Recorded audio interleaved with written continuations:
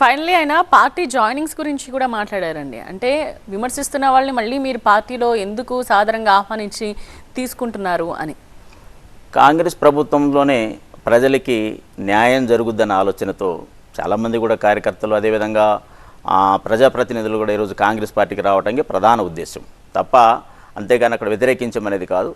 కాంగ్రెస్ ప్రభుత్వంలోనే అద్భుతమైన పథకాలు వస్తాయి, రాష్ట్రం బాగుపడుతున్న ఆలోచనతోనే కాంగ్రెస్ పార్టీలోకి ఆహ్వానం జరుగుతూ ఉంది. అంటే ఇంకా ఎంతమంది జాయిన్ అవ్వచ్చు అనుకుంటున్నారు కాంగ్రెస్ పార్టీలోకి? త్వరలోనే ఇంకా కొద్ది రోజుల్లోనే రావచ్చు అంటారు. ఖచ్చితంగా వస్తారు నేత్ర గారు. ఖచ్చితంగా కూడా పార్టీలో జాయిన్ అవ్వటం కూడా త్వరలోనే కొంతమందిని కూడా జాయిన్ చేసే అవకాశం కూడా జరుగుతూ ఉంది. ప్రచారం ఎలా సాగుతుందండి? ప్రచారం చాలా అద్భుతంగా జరుగుతూ ఉంది.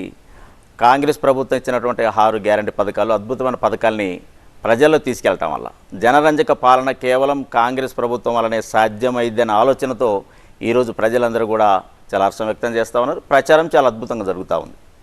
అధికారంలోకి రాక ముందు వరకు కూడా గ్రూపు తగాదాలు, ఒకరి మీద ఒకరు విమర్శలు చేసుకోవడం, ఐకమత్యంగా లేకపోవడం అన్నవే చాలా ప్రధానంగా హైలైట్ అయ్యాయి. బట్ ఒకసారి అధికారంలోకి వచ్చిన తర్వాత ఎక్కడ మనం అలాంటివి చూడట్లేదు. సో ఏం మాయ చేశారంటారు రేవంత్ రెడ్డి? వాస్తవానికి అధికారం రాకముందు ఒకరికొకరికి చెప్పుకుంటూ ఉంటారు. అయినప్పటికీ కూడా ప్రభుత్వం ఏర్పాటైన తర్వాత అందరూ కూడా ఐక్యంగా రేవంత్ రెడ్డి గారి మా ముఖ్యమంత్రి వర్యుల యొక్క సమక్షంలో అందరూ కూడా ఎమ్మెల్యేలు కానీ మంత్రులు కానీ చాలా సఖ్యతతో ఈరోజు పాలనకి ఆకర్షితులైనటువంటి ప్రజారంజక పాలన అందించాలనే ఒక ముఖ్య ఉద్దేశంతోనే ఈరోజు అందరం కూడా సఖ్యతగా ఉండి, ఎందుకంటే గతంలో 10 ఏళ్ల పాటు గత ప్రభుత్వం చేసినటువంటి తప్పులని మనం చేయకూడదన్న ఆలోచనతో వీరందరూ కూడా ఐక్యంగా ఉండి ఈరోజు ప్రభుత్వ పాలన సాగించడం జరుగుతూ ఉంది. అధికారం కలిపింది అందరినీ. అధికారం అనేది కాదు మేడం, ప్రజలు కోరుకున్న ఏదైతే అంశాలు ఉన్నాయో, ప్రజలు ఏం కావాలని కోరుకొని మమ్మల్ని గెలిపించారు, తదనుగుణంగా వాళ్ళు సేవ చేయాలనే ఆలోచన దృక్పథంతోనే ఈరోజు అందరం కూడా నడుము కట్టుకొని పనిచేస్తున్నట్టు వాస్తవం. ఓకే, నెక్స్ట్ కాలర్ ఉన్నారండి, మాట్లాడదాం వారితోటి. సాయి గారు కాల్ చేశారు యూఎస్ నుండి. సాయి గారు నమస్తే అండి. నమస్తే అండి. అన్నా నమస్తే అన్న. అన్న నమస్తే సాయి అన్న. అన్న బాగున్నారన్నా? అన్న సాయి అన్న గుర్తుపట్టానన్నా. అన్న Indian overseas Congress youth committee member నన్న. అన్న ఎలా ఉన్నారన్నా? మన అశ్వరావుపేట ప్రజలందరూ మీ యొక్క పాలనలో చాలా బాగున్నారన్నా. అన్నా నేను NICIలో పని చేశాను, యూత్ కాంగ్రెస్ లో పని చేశానన్నా, మళ్ళీ ఇండియన్ ఓవర్సీస్ కాంగ్రెస్ లో ఇప్పుడు పని చేస్తున్నానన్నా. Okay okay. నేను కూడా మీ ఓటర్నే. నేను కూడా అశ్వరావుపేట డీలిమిటేషన్ అయిన 2009 నుండి ఎందరో మంది ఎమ్మెల్యేలు వచ్చారు వెళ్ళారన్న, అది మనందరం చూసాము. కానీ నిజంగా అశ్వరావుపేటకు ఏమి కావాలో, ఆ అశ్వరావుపేట నాడి ఏందో అనేది కేవలం మీ ద్వారానే అది కంప్లీట్ అవుతుందనే విషయం మాత్రం యావత్ అశ్వరావుపేట ప్రజలు గమనించి మీకు గెలిపించారన్న. అదే విధంగా మీరు పనిచేస్తున్నారన్న, దానికి మేము we are very thankful to you జారే అన్న. ఏమైనా క్వశ్చన్ అడగాలని ఉందా అండి మీకు? లైక్ క్వశ్చన్ ఏమైనా? ఉందన్న, ఉందండి. ఉంది మేడం, ఉంది మేడం, అడగండి అన్న. ఫస్ట్ క్వశ్చన్ ఏంటంటే అన్న, మనము ఎన్నో కొట్లాడి, నేను కూడా మీ యొక్క ఓటర్గా నేను కూడా NICలో పనిచేసినాను, యూత్ కాంగ్రెస్ లో పనిచేసినాను. కాబట్టి నేను కూడా ఒక తెలంగాణ కాంగ్రెస్ కరుడు కట్టిన కాంగ్రెస్ వాదినన్నా. దీంట్లో మనం తెచ్చుకున్న కాంగ్రెస్ ప్రజాపాలనలో నిజమైన కార్యకర్తకు అన్యాయం జరుగుతుందన్న.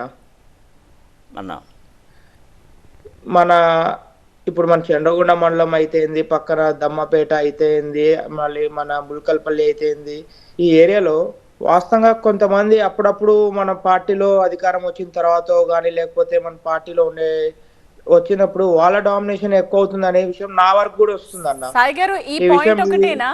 సారీ ఇంటరప్ట్ చేస్తున్నందుకు. ఈ పాయింట్ ఒకటేనా, ఇంకేమైనా అడగదలుచుకున్నారా? స్ట్రైట్ ఫార్వర్డ్ గా సింపుల్ గా అడిగారా అండి? చాలా మంది కాలర్స్ వెయిట్ చేస్తున్నారు, అందుకని. ఓకే మేడం, అందరికీ అవకాశం ఇద్దాం. Thank you Sayanna. ఓకే, ఖచ్చితంగా సాయన్న. మీరు అడిగినటువంటి ఏదైతే ప్రశ్న ఉందో, నా కొరకు అహర్నిశలు కష్టపడి ఎవరైతే కష్టపడ్డ కార్యకర్తలు ఎవరైతే ఉన్నారో వారిని అందరిని కూడా హక్కును చేర్చుకొని వారిని ఖచ్చితంగా చూసే బాధ్యత నేను తీసుకుంటాను. ఎందుకంటే నా గెలుపుకు నాంది పలిగినటువంటి కార్యకర్తలు నేను ఎప్పుడు కూడా వదులుకోను. పాత కొత్త అనేది కాదు, అందరినీ కూడా మిళితం చేసుకొని ఎవరైతే గ్రామ స్థాయిలో నా కొరకు పనిచేసినటువంటి క్యాడర్ని అందరినీ కూడా నేను మిళితం చేసుకొని ఖచ్చితంగా వారిని హక్కును చేర్చుకుంటానన్న సాయన్న అది మాత్రం నేను పాటిస్తానని కూడా చెప్తామన్నా. రైట్. ఇక కరీంనగర్, హైదరాబాద్, ఖమ్మం ఎంపీ అభ్యర్థుల ప్రకటన ఎప్పుడు ఉండొచ్చు అంటారు? ఒక్కరోజు 24 గంటలు మాత్రమే ఉంది నేత్ర గారు. కేవలం ఒక 24 గంటల లోపటే అభ్యర్థి కూడా పేరు ప్రకటన కాబోతా ఉంది. ఎందుకనంటే త్వరలోనే ఈరోజు కూడా జరిగినటువంటి ఖర్గే గారి సమక్షం జరిగినటువంటి మీటింగ్లో కానీ అటు పొంగులేటి శ్రీనివాసరెడ్డి గారు కానీ అదేవిధంగా బట్టి గారి వారి సమక్షంలో కూడా మరి మీటింగ్ చేయడం జరిగింది.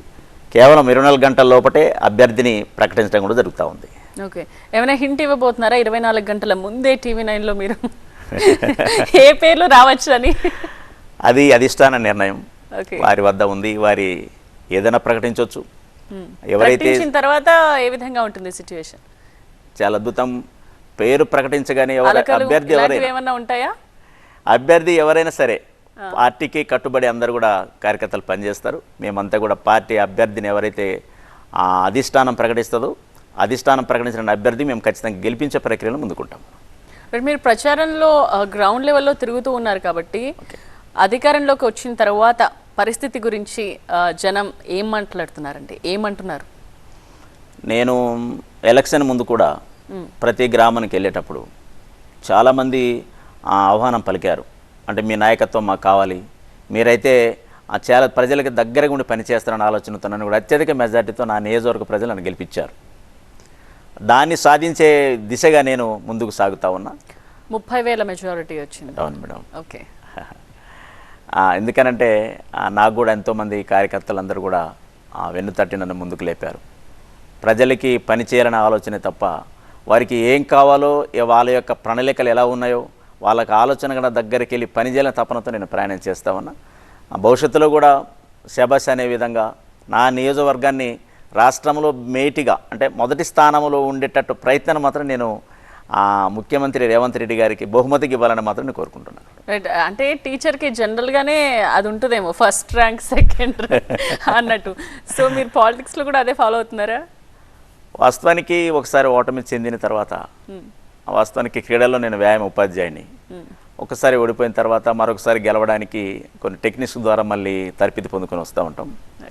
అలానే ఆ రాజకీయాలకి టీచర్కి రాజకీయాలకి టీచర్కి దూరం ఉన్నప్పటికీ కూడా టీచర్గా ఉన్నప్పుడు కూడా నేను సామాజిక సేవ చేసేవాడిని.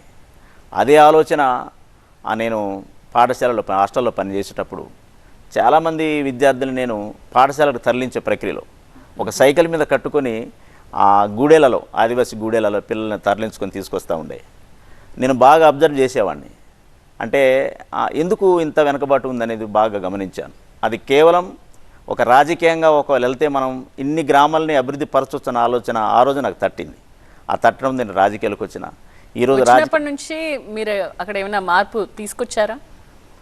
నేను రాజకీయాలకు రాకముందు గత 10 ఏళ్ళు అంటే గెలవక ముందు 2014లోనే నేను ఎమ్మెల్యేగా పోటీ చేశాను. మొదటిగా ఓటమి చవి చూసిన 10 ఏళ్ల పాటు ఎక్కడ కూడా రాజకీయం వదలకుండా ప్రజలు కోరుకున్న విధంగా ప్రజలకి మమేకం పనిచేస్తూ వచ్చినాను.